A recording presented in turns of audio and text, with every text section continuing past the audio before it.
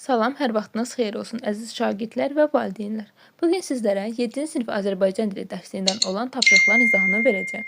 İzaha keçməzdən əvvəl kanala abunə olmağı və bəyənməyi unutmayın. Bugünkü mövzumuz Dünya 20 yanvardan necə xəbər tutdu mövzusudur. Biz bu mövzunu artıq oxumuşuq, ona görə bu mövzuda olan tapşırıqların izahına baxacağıq. Gəlin izaha söz ehtiyatı hissəsindən başlayaq. Deyir ki, kontekstdən çıxış edərək fövqəladə vəziyyət, enerji bloku birləşmələrinin və senzura, proporşik, təcavüz sözlərinin mənalarını izah edin. Deməli, biz bilirik ki, fövqəladə vəziyyət nə zaman olur? Fövqəladə vəziyyət sözünün daha doğrusu mənası insan həyatına, sağlamlığına, ətraf mühitə ziyan vura biləcək bir təbii fəlakət olsun və yaxud da siyasi böhranlar olsun və yaxud da başqa müharibələr olsun, insanın yəni həyatına təsir göstərə biləcək bir hadisə üçün, təhlükəsizlik tədbirləri üçün fövqəladə vəziyyət elan edilir. Əsərimizdə də biz 20 yanvar mövzusunda, yəni 20 yanvarda görürük. Burada da xalqa qarşı bir soyqırım törədilirdi. Ona görə də fövqəladə vəziyyət elan edilirdi.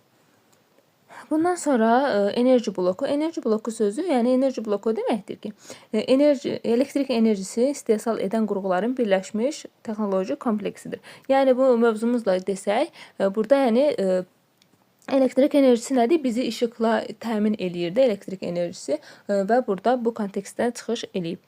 Daha sonra senzura sözü var.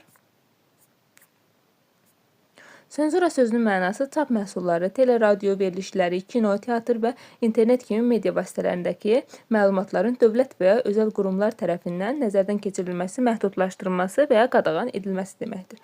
Burada adətən təhlükəsizlik bu dövlət senzurası təhlükəsizliyə də riayət eləyir ki, biz mətnimizdə də bu sözü görürük. Daha sonra burada biz proporşik sözünü görürük. Proporşik də Azərbaycan və bir sıra digər ölkələrin ordularında gizir rütbəsinə bərabər tutulan, hərbi qulluqçulara verilən ən kiçik, yəni zabit və ya ondan da kiçik komandir rütbəsi, hərbi rütbəsidir, yəni proporşik sözünün mənası.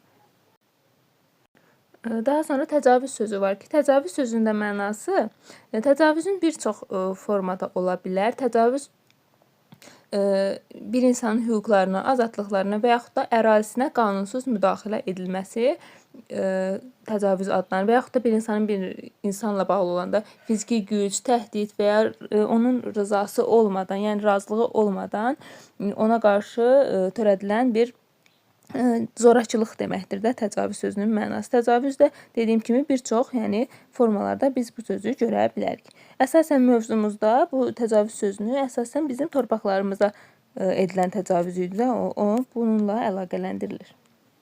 Daha sonra növbəti suala keçək. İkinci sualda deyir ki, sapı özümüzdən olan baltalar ifadəsini necə başa düşürsünüz? Sizcə bu ifadədə sap sözünü hansı mənada işlənib? İfadənin mənasını təxmin edin. Sapı özümüzdən olan baltalar. Yəni, birinci baltanı xatırlayaq. Balta nədir? Baltanın sapı taxtadan sapı olur, dəmirdən də bəzən ola bilir, taxtadan olur.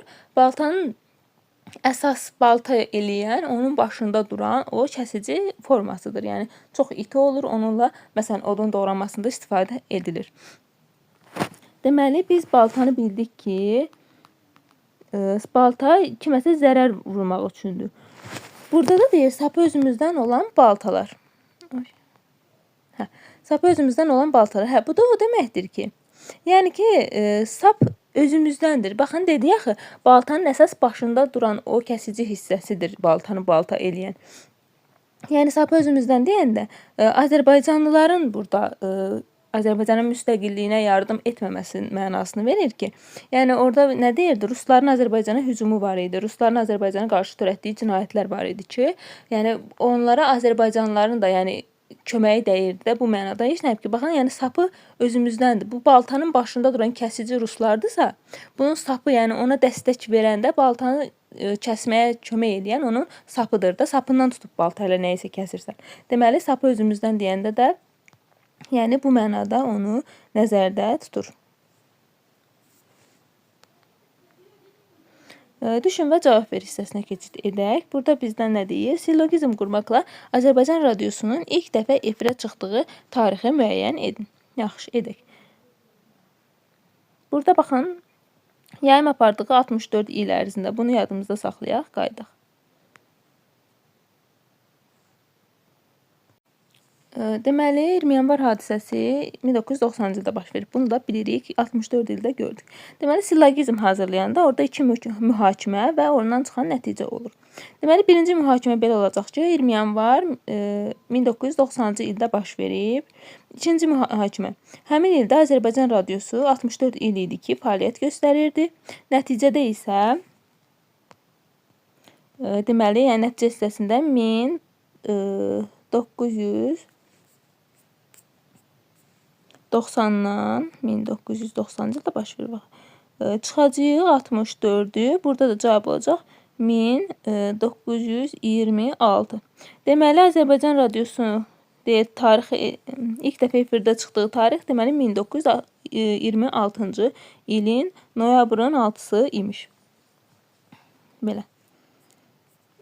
Daha sonra 4-cü çalışmaya keçək. 1990-cı il yanvarın 20-sindən sonra elan edilmiş fövqəladə vəziyyət haqqında məlumat toplayıb təqdimat hazırlayın. Deməli, bu bir təqdimat hazırlamaq istəyir və araşdırma aparmaq lazımdır. Ona görə də bu sualı sizə həvalə edirəm ki, siz internet resurslarından istifadə etməklə və yaxud da başqa tarixi kitablardan istifadə etməklə bu sualın cavabını özünüz hazırlayasınız. Yazı hissəsinə keçid edək. Teleqraf və internet vasitəsilə 20 yanvar hadisələri və Xocalı faciəsi haqqında dünya ictimaiyyətini məlumatlandırmaq üçün mətnlər hazırlayın. Bu da yəni sizə ünvanlanıb ki, siz baxın, burada elə özü də təklif eləyir ki, teleqraf və internet resurslarından istifadə eləyin. Yəni biz həm 20 yanvar, həm də Xocalı faciəsi haqqında yetəri qədər internetdə ətrafımızdan, atalardan, babalardan, hər kəsdən eşitmişik, orada törədilən faciələri, orada olan hadisələri, orada olan insanların dilindən belə dinləmişik. Amma yəni mən ədəbiyyatımızda buna aid yazılan mövzulara diqqət yetirsək, Xocalı haqqında yazılan bir çox şeirlər, Laylay Xocalım şeiri var. Daha sonra Sabir Əhmədlinin dərs hekayəsi var ki, burada 20 yanvarda baş verən faciələr haqqında məlumatlar verilir. Yəni ədəbiyyatımızdan, öz ədəbiyyatımızdan da bunun üçün faydalana bilərsiniz. Daha sonra keçid edək dil qaydaları hissəsinə. Burada bizə mətndə göy rənglə verilmiş modal sözlərdə vergülün işlənməsi ilə bağlı fərqi şərh edin. Birinci qaydaya baxaq, daha sonra bu suala gedək. Modal sözlərdə durğu işarələrinin işlənməsi. Modal sözlər cümlədə vergülla ayrılır. Əvvəla, baxın, nümunə. Əvvəla, özündən sonra vergül. Bunları sənə demişdim. Biz, deyəsən, baxın, hər iki tərəfində vergül. Məsələdən çox uzaqlaşdıq. Ramin bu işləri yarımçıq buraxacaq. Təəssüf ki. Elə bil sanki güya modal sözləri istisnadır. Deməli, belə başa düşdük ki, modal sözlər cümlənin əvvəlində gələrsə, baxın əvvəldə, özündən sonra vergül qoyulur. Cümlədə ortada gələrsə, hər iki tərəfində vergül qoyulur. Cümlədə sonda gələrsə isə, özündən əvvəldə vergül qoyulacaq. Amma istisna bunlardır ki, bənzətmə modal sözləri, siz artıq modal sözləri məna növlərini bilirsiniz. Elə bil sanki güya modal sözləri işlənərkən nə cümlənin ortasında olsun, sonunda olsun, əvvəlində olsun, heç yerdə vergül işarəsindən istifadə olunmur. İndi mətndə göy rənglə verilmiş modal sözlərə baxaq.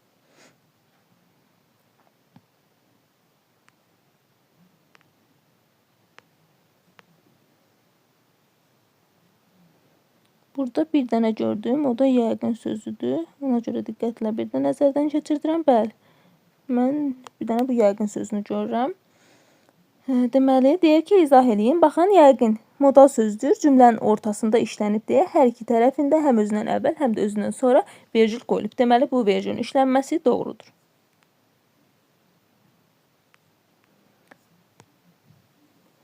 Cümlələrdən modal sözləri müəyyən edin və buraxılmış vergül işarəsini qoymaqla köçürün.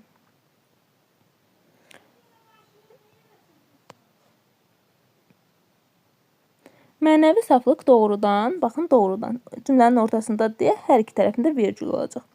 Gülçər deyəsən cümlənin ortada da hər iki tərəfində vergül olacaq. Təəssüf dolu baxışları ilə sanki üzrxahlıq etdirdi. Burada baxın, bu təəssüf sizi çaşdıra bilər ki, modal sözün axı var. Təəssüf ki, əfsus kimi sözlər var modal söz. Amma burada təəssüf nə? Baxın, təəssüf. Burada isimdir. Təəssüf dolu. Ona görə də, yəni necə təəssüf dolu baxış. Ona görə də burada əsas nitq hissəsidir deyə biz onu modal söz kimi götürməyəcəyik. Bəs desəniz ki, sankini niyə vergül qoymuruq? Çünki nə dedik? Elə bil sanki güya bu bənzətmə modal sözlərində heç yerdə vergül işlənməyəcək. Baxın, bu da elə bil sözüdür, yenə vergül işlənməyəcək. Güya, baxın, yenə vergül işlənməyəcək. Daha sonra məni unutmamısan görünür. Özündən əvvəl vergül olacaq, çünki cümlədə sonda işlənib. Sən də bəlkə, baxın, bəlkə hər iki tərəfində vergül olacaq, çünki cümlədə ortada işlənib. Verilmiş nümunələrin hansında sözsüz modal söz kimi işlənib? Fikrinizi əsaslandırın. Oxuyaq cümlələri. Qaytarsan o sözləri, sözsüz bir lal olarsan. Qaytarsan o yer işi, yerindəcə qalarsan. Burada bir sözsüz gördük. Cümlənin ortasında da baxın, özündən sonra vergül yoxdur. Buna da diqqət edirik. Müəllim tapşırıbsa sözsüz yerinə yetirməliyik.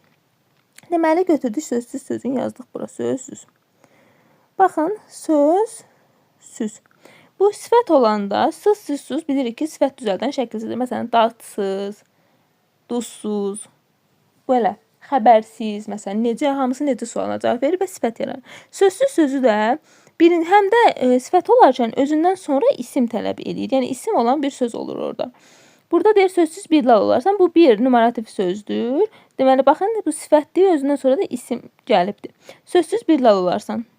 Yəni, burada necə lal olarsan da, yəni, baxın, elə sual da verə bilirik ki, necə sualını veririk. Sözsüz, yəni, necə lal olarsan, sözsüz, yəni, dilində söz qalmaz, sözsüz qalarsan.